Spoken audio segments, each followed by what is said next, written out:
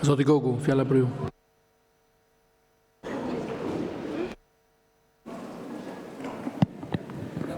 Nderuar zoti kryetar, nderuar koleg, nderuar qytetar që na ndiqni.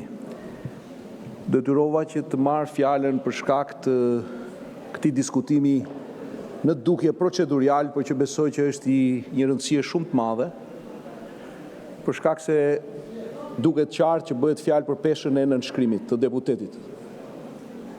Dhe si pasojë nënshkrimi i deputetit në një mbështetjen dhe krijimin e një roli të rëndësishëm, kushtetues, merr dhe rëndësi edhe më të madhe.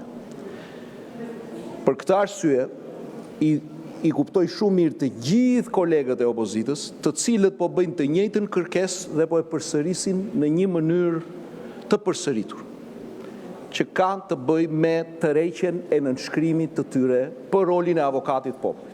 Tani, siç po e theksoni juve, patjetër që avokati i popullit ka atë rol të pasvendësueshëm që të jetë te dera e paraburgimit kur e drejta e qytetarit shkelet, që të jetë e drejta tek dera e zyrës kur ajo derë mbyllet, dhe për këtë arsye patjetër që tradita parlamentare i ka kërkuar opozitës një detyrë shumë të madhe me cilën lidhet dhe pesha juaj në nënshkrimit. Dhe detyra është që të gjeni kandidatin konsensual, atë që i mbron qytetarin edhe nga ju që ende nuk po qeverisni. Ti mbroj edhe në emrin tuaj. Dhe kështu ka nisur ky proces dhe ndaj juve në fillim folët për standarde, folët se si do garantonit procesin, na thatë neve nuk dua marrëveshje politike, do zbatojmë ligjin. Dhe në zbatim të ligjit sollët ato kandidaturat të cilat janë sot në seancë të shqyrtuara nga kryetari i Komisionit Ligjeve, i cili jam i bindur që do japë një raport të hollësishëm. Dhe pastaj ndodhi kjo mrekullia parlamentare që kandidatët janë këtu, kandidatët janë në raportin e komisionit, po ashtu janë dhe fjalët, sepse ne themi që po ju takon juve, e vetmja gjë që ka avulluar është nënshkrimi juaj. Dhe unë nuk e kuptoj se si juve që nuk mani dot peshën e një gare mes 6 kandidatët që i keni sjell vetë, do mbani peshën e premtimeve elektorale që do bëni dhe pak më pak. Ta mbaroj fjalën. Yes. Dhe ndaj ju vrisni mendjen ose si s'po na bashkojnë njerëzit. Është shumë e thjeshtë. Njerëzit kuptojnë që juve nuk i jepni rëndësi në nënshkrimit tuaj, nuk i jepni rëndësi propozimit tuaj, nuk i jepni rëndësi premtimeve tuaja. Dhe ndaj juve sot përballeni dhe bëni gjithë të sken, sepse përballeni me 3 tallje. Ju në fillim talleni me veten tuaj, sepse keni mbështetur kandidat dhe tani të riqeni. Pastaj talleni me kandidatët, të cilët sot kanë gjithë të drejtën e tyre legjitime kushtetuese që të shqyrtohen nga ky parlament, dhe pastaj talleni dhe me popullin. Sepse i thoni që ne do kur të vim, ne do bëjmë namin, ju s'mani do të peshën e një nënshkrimi që keni mbështetur një kandidat. Qeveria është shumë e qartë, duart larg institucioneve të pavarura, dhe sidomos avokatit të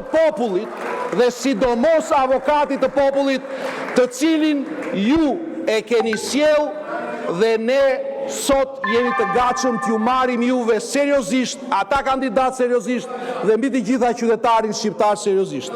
Ndaj kryetar, urgjentisht kërkesa e opozitës duhet e hedhur në votim, sepse ne nuk mund të humbasim më kohë.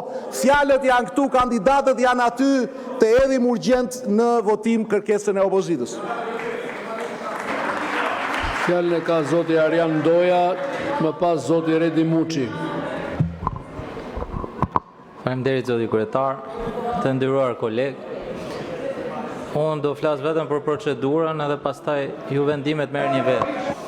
Një pyetje kam bërë dhe në komision, në qoftë se Partia Socialiste ka vullnet politik që pozicioni kushtetues të avokatit popullit ta lërë si mas marrëveshjeve të mëparshme dhe praktikës parlamentare opozitës, që në rastin konkret është Partia Demokratike, ky është problem shumë i thjeshtë. Tashi përsa i përket problemit ligjor, procedurës, se ka të bëjë edhe me atë në nënshkrimin personal. Unë personalisht kishte shqetësim zoti Shalcin, mos gaboj, dhe në njërin nga kolegët e opozitës. Unë i kam nënshkruar të gjithë kandidatët që më kanë ardhur për të paraqitur interes dhe kanë shprehur interes për të bërë avokat të popullit. Dhe mendoj që ligjërisht jam shumë në rregull. Pra, procedura për përzgjedhjen dhe mënyrën e emërimit të avokatit popullit nga kuvendi kalon net për disa faza. Baza ligjore kryesore është neni 111 i kushtetutit, i rregullores së kuvendit, falni. Ai parashikon 2 faza.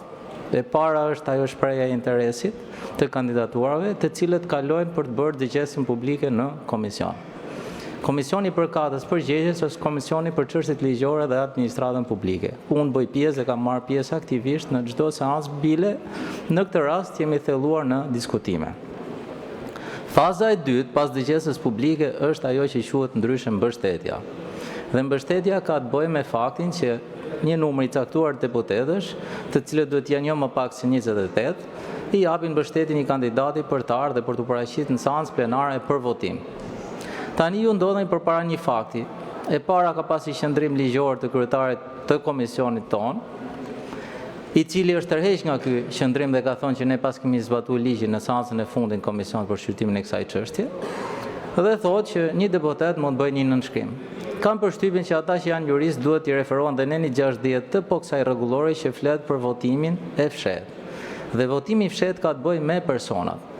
Në qoftë se në njërin nga deputetët e opozitës duhet kishte nënshkruar vetëm një nga kandidatët, atëherë i bie për fazën e parë gjithmonë, se ka 2 faza kjo gjë, atëherë i bie që ai do kishte deklaruar publikisht qëndrimin e tij dhe ky votimi në fshehësi do ishte në shkeljet rregullore bazuar në 60.1.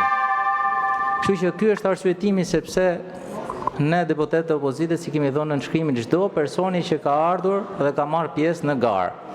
Ndërsa përsa i përket mbështetjes, e kam thonë edhe në komision, Kodi procedurës civile dhe penale, për ata që janë jurist, që është ligj me shumicë cilësuar, parashikon që subjektet procedurale, edhe mbasi e kanë ushtruar drejt tyre, brenda afatit tyre të ankimit, heqin dorë nga drejta e tyre ankimit. Ta përfundoj fjalin. Që do të thotë që ky vullnet nuk ekziston më. Kështu që bashkohem me zotin Dule dhe them, nëse ka vullnet politik që ta zgjedhë opozita avokatën e popullit, le të respektojnë procedurën, kanë kaluar 3 vite sa e tjerë që kanë marrë mandati dhe nuk është bërë. Propozimi i Partisë Demokratike nuk është për asnjërin nga kandidatët. Është dhënë pëlqimi vetëm për të hyrë në garë, ndërsa sot ju nuk keni si kryetar kuvendi një propozim nga partia më e madhe opozitare për një kandidat të vlefshëm për postin e avokatit popullit. Ky është sugjerimi im. Faleminderit. Faleminderit. Zoti Redi Muçi, më pas zoti Luan Baçi. Faleminderit.